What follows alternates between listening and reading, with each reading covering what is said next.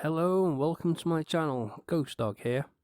Now in today's video we're going to be looking at a group called Ediffy.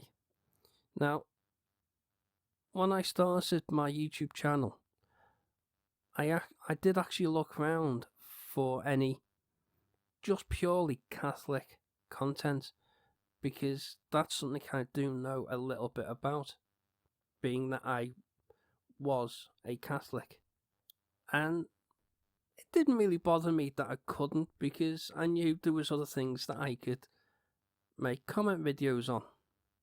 But then a video pops up on my feed from a group called Ediffy, and from what I've seen on other creators such as Cyrus the Skeptic, Ediffy is, what is it he refers them to?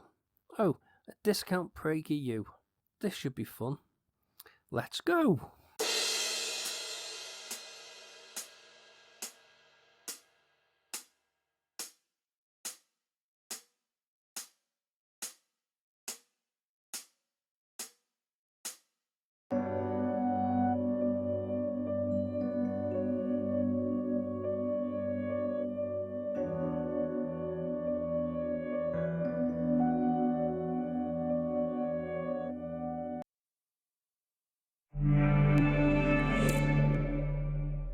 Here in the United States, we Catholics have been experiencing massive societal change, a shift from one age of history to another.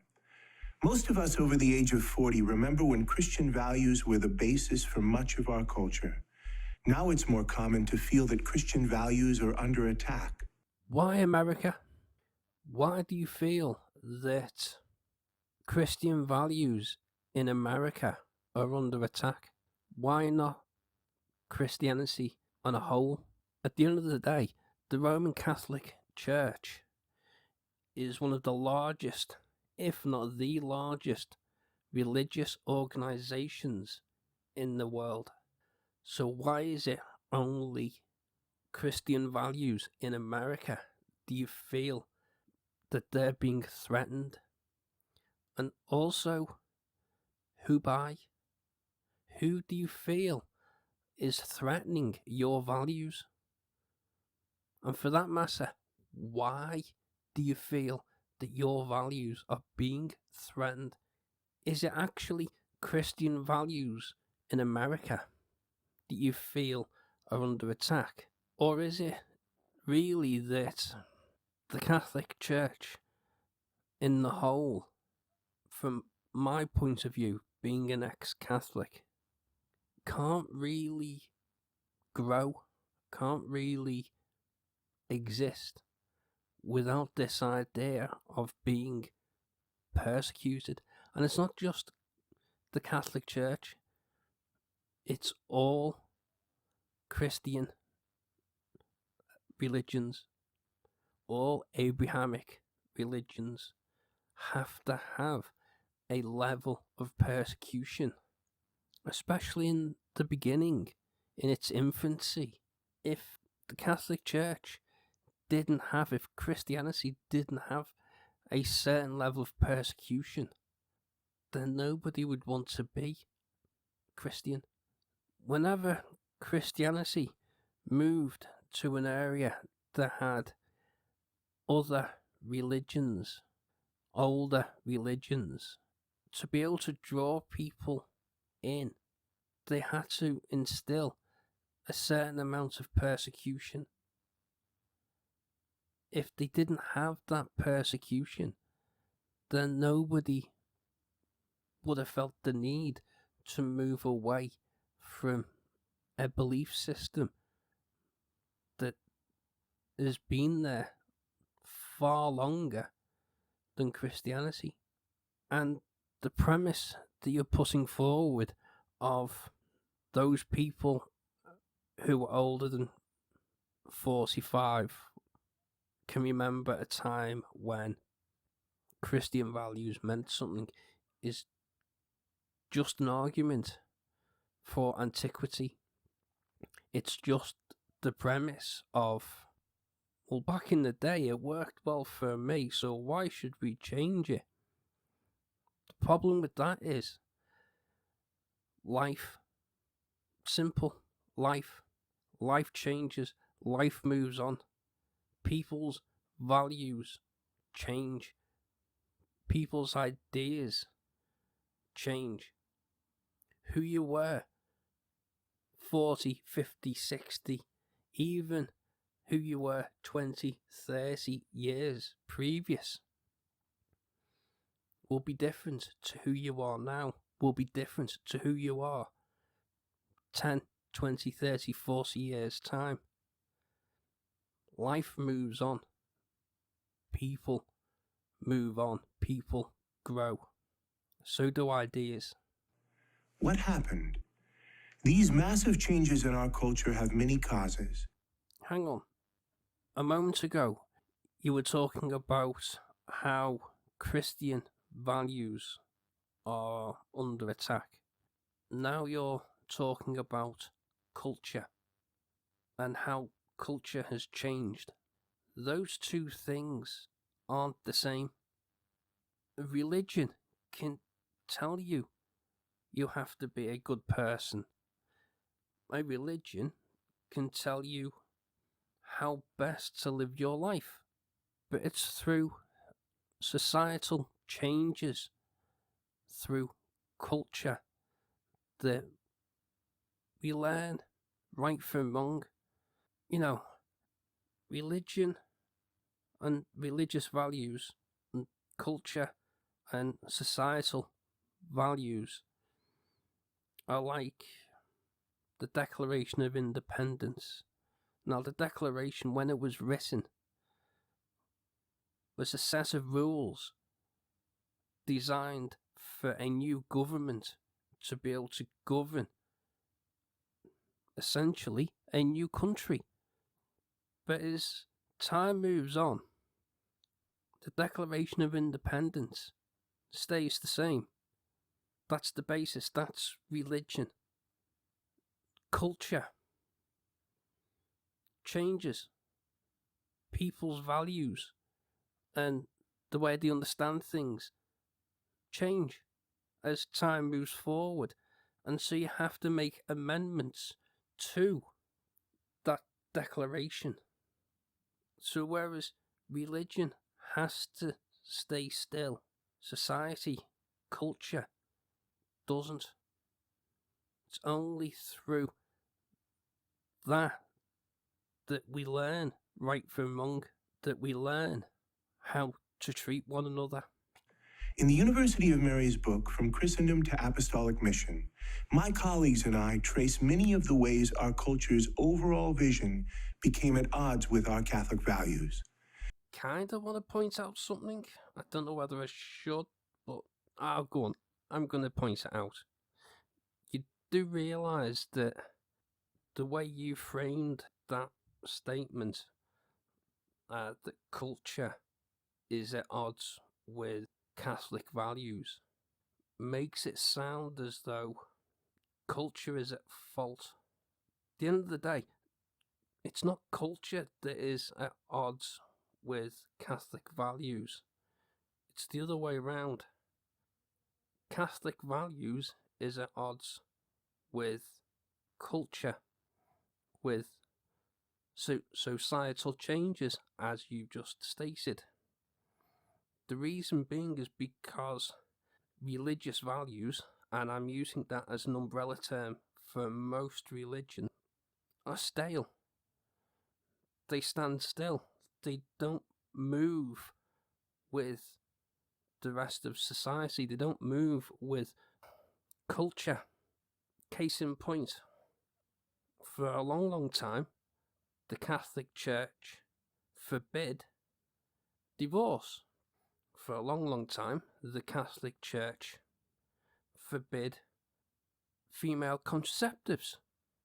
For a long, long time, and in most countries, the Catholic Church forbids abortion. And the list goes on. LGBTQ, same-sex marriage. When something stands still and is immovable, and everything else around it is changing, It's that immovable thing that is at odds with everything else, not the other way around. Just saying. Because of this, for Catholics today to effectively live our faith in public, we must adapt and move to an approach which has allowed Christians to thrive over the past 2,000 years when Catholics have been in the minority or even persecuted for our faith. Okay.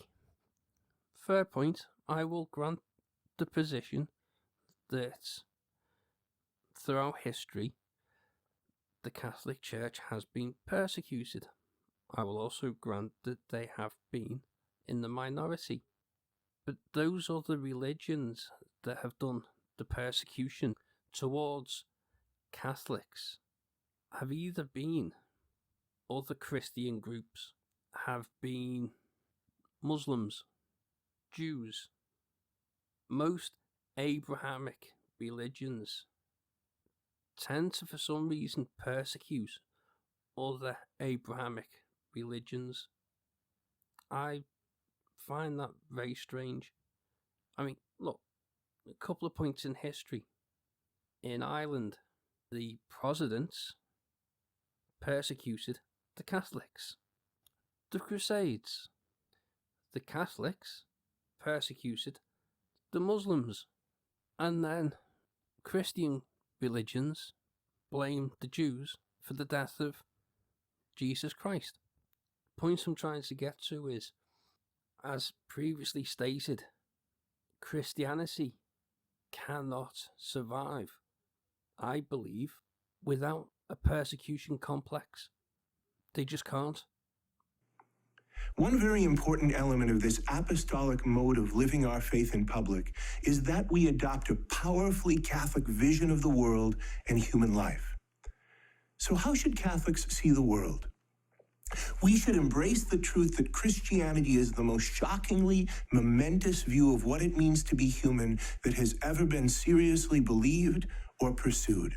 The weight of this momentousness is both thrilling and terrifying.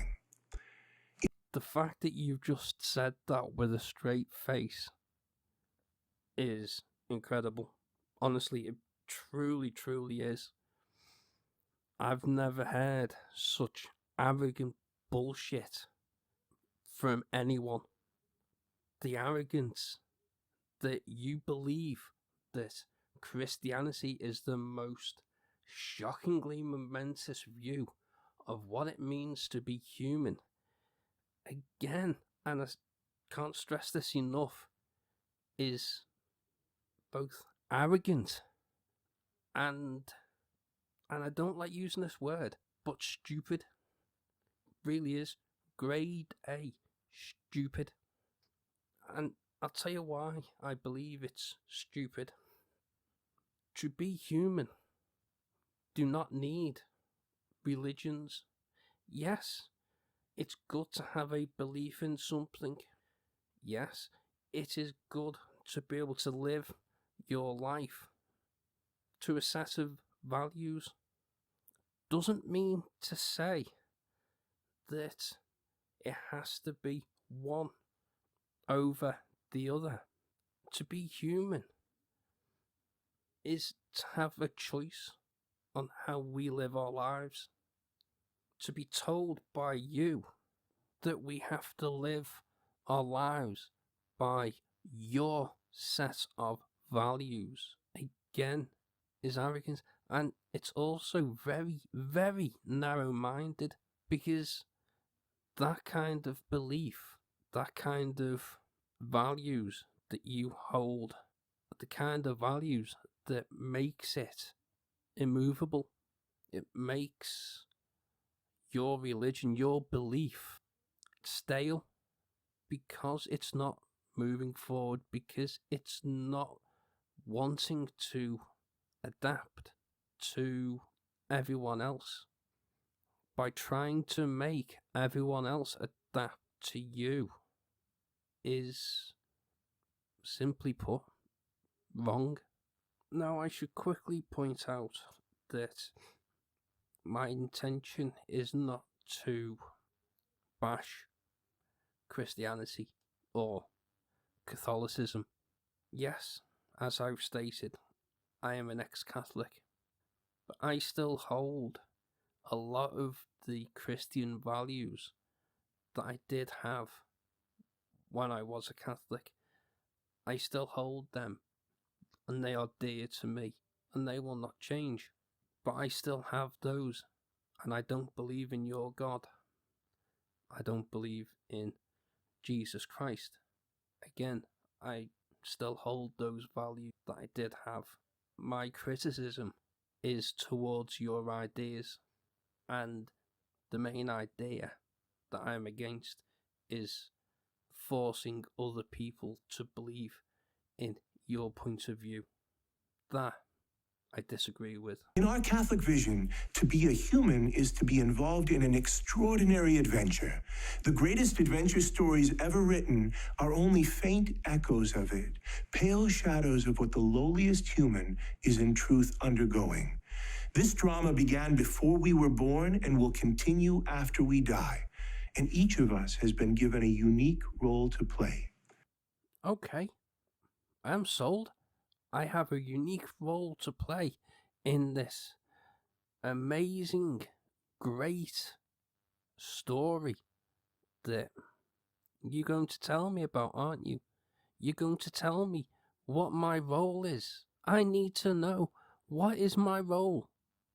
Or is it that I don't actually have a role other than to exist, to be alive, to live each day as if it's a brand new day, to look out into the rest of the world and think to myself, this is amazing. I don't need you to tell me what my role is, because I already know what my role is. My role in this great, amazing story that is humanity is to simply enjoy life, however brief it is to look out the rest of the world and think how amazing and how lucky I am to be a part of something, and that I don't need a religion to tell me. To quote Carl Sagan, look out at that dot. That's here. That's home. That's us. On it, everyone you love, everyone you know, everyone you ever heard of, every human being who ever was, lived out their lives. To me, that portion of what Carl Sagan was saying is amazing, and I don't need any religion to tell me how special I am. I just don't, because I am special to me and to those who love me. Catholics know that we've been born into an invisible world as well as a visible one. And the invisible world is incomparably more real, more lasting, more beautiful, larger than the visible. Okay, so I know that we're nearly getting to the end of this video, but it's starting to hurt my brain. Just the arrogance, the self-righteousness is unbelievable. This invisible world that you believe that only Catholics know about, every other religion around the world has the exact same belief. So if, by your logic, Catholics have this secret knowledge of this invisible world, which the moment you haven't actually mentioned what that invisible world is, so I'm going to assume that you're referring to the afterlife, to heaven. And if that's the case, again, every other religion believes in heaven. Every other religion. Catholics also understand that every human has been created for a magnificent destiny. Dun, dun, dun. that makes the greatest prizes of this world seem like uninteresting nothings, a destiny of such height that the imagination can hardly take it in. Dun, dun, dun. Really? Sorry, were you saying something then? Oh, I interrupted you again as you were bullshitting. But look, sorry. I promise I won't do it again. At least not for the next, I don't know, 10 seconds? Not only are we meant to know good things, happiness, strength, length of existence, but we have been created to experience the unthinkable, to share in the very nature of God, to become divinized. Oh my god, I'm going to become divinized when I die! What the fuck is divinized? Seriously, I've tried to look it up, and look, I failed English, even though it's my first language. Anyway, that's besides the point. The point is, what the fuck is divinized? I've not been able to find the word anywhere. I can find similar words, like divine, and a reference to somebody feeling divinized after they had a brush with death. But I kind of don't think that is the angle you're going with for this particular use of the word. As I said, I've looked in a handful of dictionaries, both UK English and American English, and I really can't find a definition of what it means, so you're gonna have to explain. By many orders of magnitude, the most important event in world history was the coming of God Himself in human form among us. He came not only to teach us truth, but also to do battle for us against the powers of darkness, and having conquered them, to give us life again, individually and as the human race. So job's done then. We can all go home. Great! God's already saved us. According to you, He came down into human form to conquer the evils of the world and to save the human race. That was 2,000 years ago. Yay! Human race has been saved.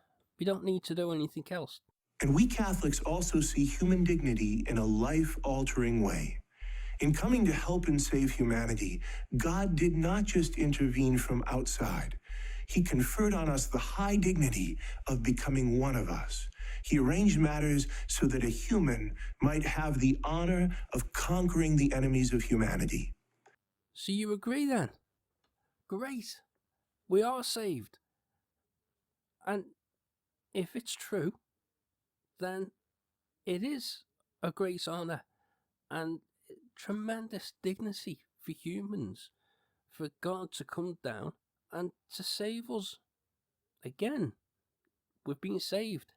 Yay us! He then established a society in the midst of a darkened world, a kind of colony of heaven that He inhabits and with which He clothes Himself. And He gives to all who follow His lead a share in His own life, along with great responsibilities and notable powers to continue the work of saving and healing the human race. Wow, we get powers as well. Are they superpowers? We get powers to save and heal the human race. Hang on. How can we save the human race if we've already been saved? A moment ago, you just said, twice in fact, that God came down into human form, or God sent down His only Son to become human, to save us, to conquer the evils of the world. If we've already been saved, then what work is left to be done? If we've already been saved, why do we need to be saved again?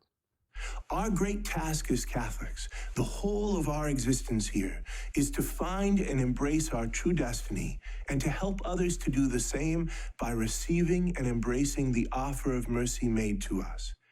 Wait, what mercy? Why do we need mercy? Have we done something wrong? Have we pissed off God?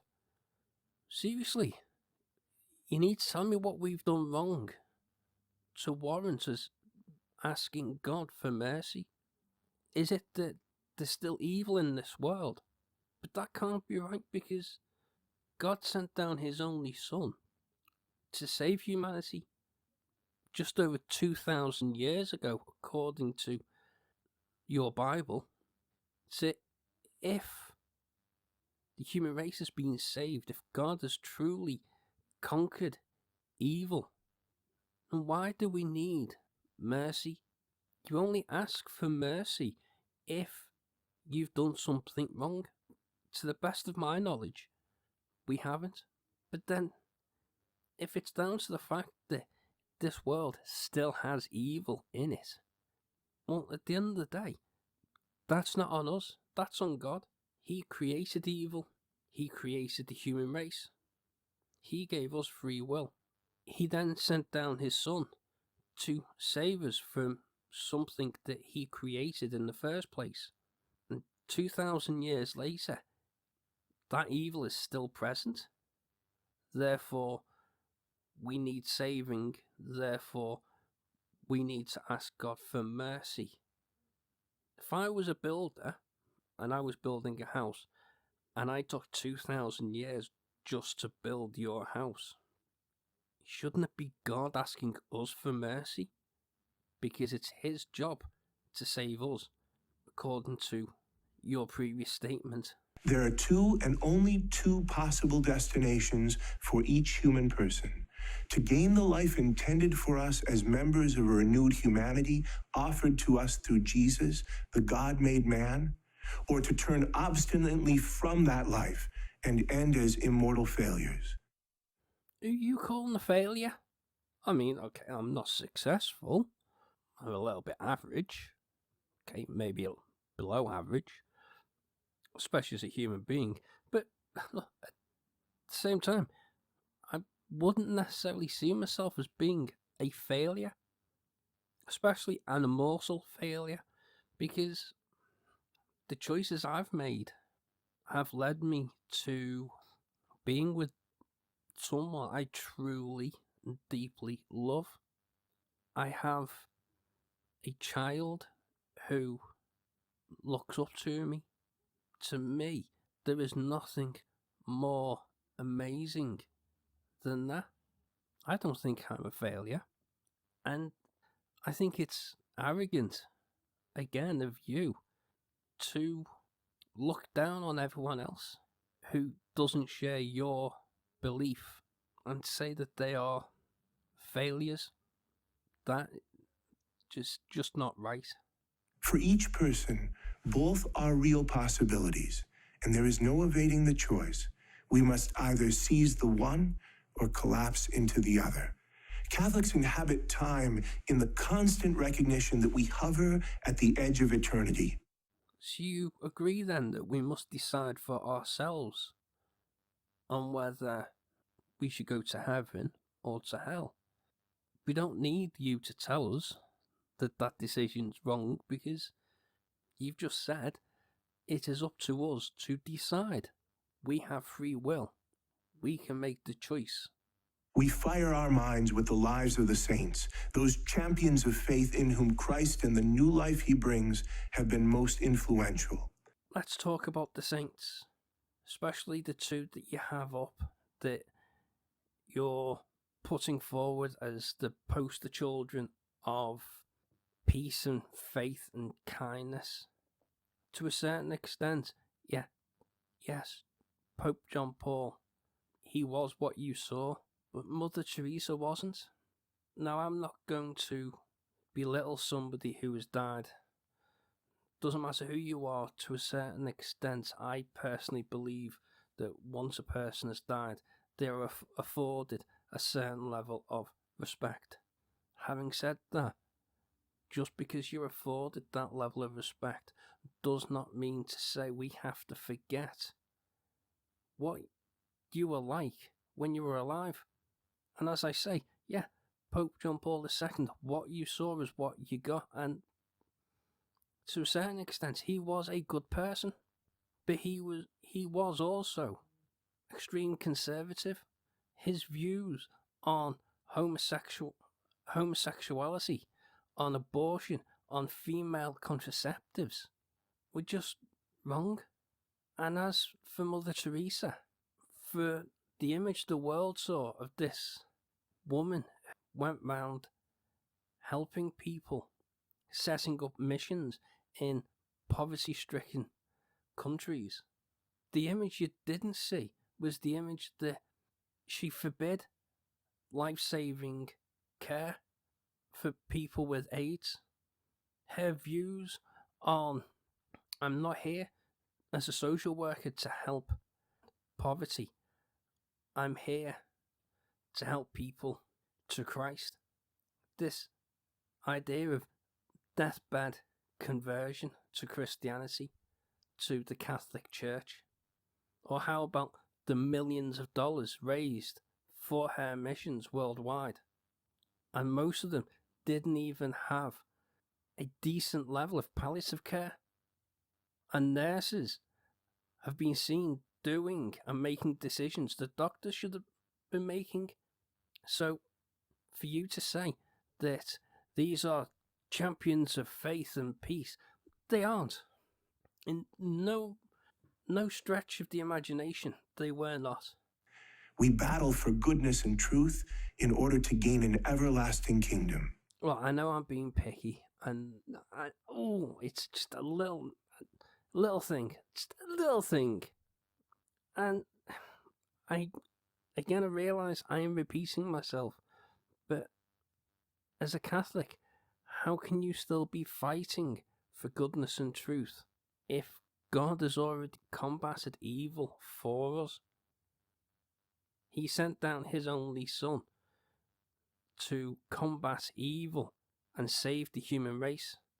Unless he, if you don't mind me saying so, unless he fucked up and he lied to you and he didn't do any of that, then I can understand why you would still be battling for goodness and truth. Why you're still fighting to save the human race. You can't save something if it's already been saved. It's like doing the same job again, over and over and over and over. In an apostolic age, Catholics must deeply learn and joyfully share this breathtaking, mind-blowing narrative. Too often, Christianity is presented to the mind of the modern believer or seeker as a set of rules to follow, or as a number of unattached doctrinal statements to accept, or as an organization to belong to. When that happens, it can seem like the rules and dogmas get in the way of human happiness. You're not going to get anywhere. No, it doesn't seem like the rules and dogmas get in the way of human happiness. Let's just check this off, yeah? Is the Catholic Church a religious organisation? Yes. Does the Catholic Church have a set of rules that people follow? Yes. Does the Catholic Church hold a set of doctoral statements? Yes. Do these things get in the way of culture? And I'm bringing it back to culture because I know that's where you're going with this. You're premising the argument that, yes, culture is at odds with the Catholic Church, but it's only through the Catholic Church that you can change all that, and that's just not true. Again, it's the other way around. The Catholic Church is at odds with culture.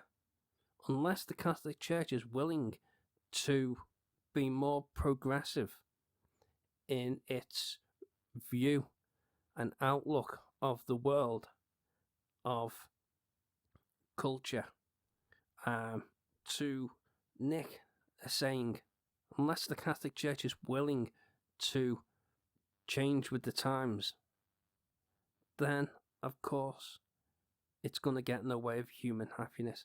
It's not a case of it seems like it is. No, it is. And that can only change if the Catholic Church changes. But Christianity is, first of all, a way of seeing. To be apostolic in vision is to realize that Catholics don't see some things differently than others. We see everything differently in the light of the extraordinary drama happening all around us. Let's make a decision. Let's choose to live these truths of our Catholic faith in public and share them with the world. Okay, so this is where we're going to leave it, I think. But quickly before I go, question. Why do you feel that you have to choose to live your faith in public?